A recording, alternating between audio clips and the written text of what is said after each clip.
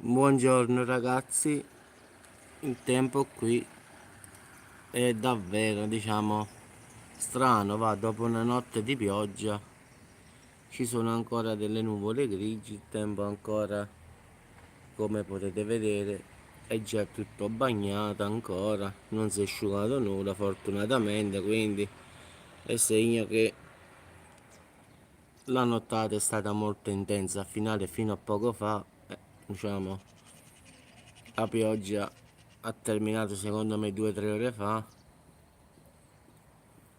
quindi l'aria si è molto rinfrescata, quindi le temperature si sono molto abbassate, quindi non dico che fa freddo, però si sta abbastanza bene, quindi è servita questa pioggia stanotte.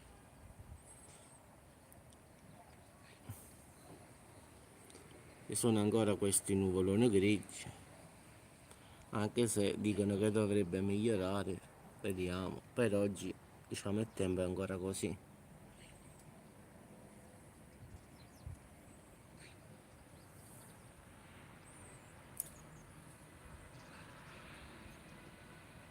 Ciao Bogatella, come vedi qui è ancora tutto bagnato, nuvoloso, il tempo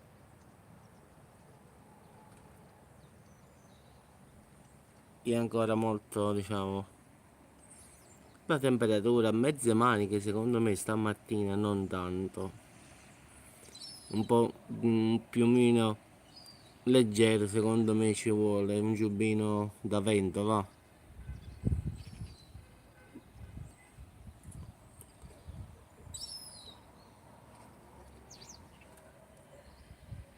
Il mare si vede a malapena proprio.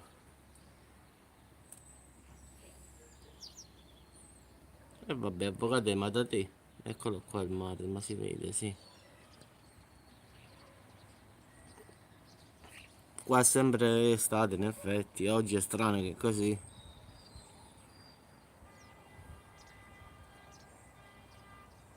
No, qua no, no, no. Vabbè, ogni tanto, facciamo il contrario.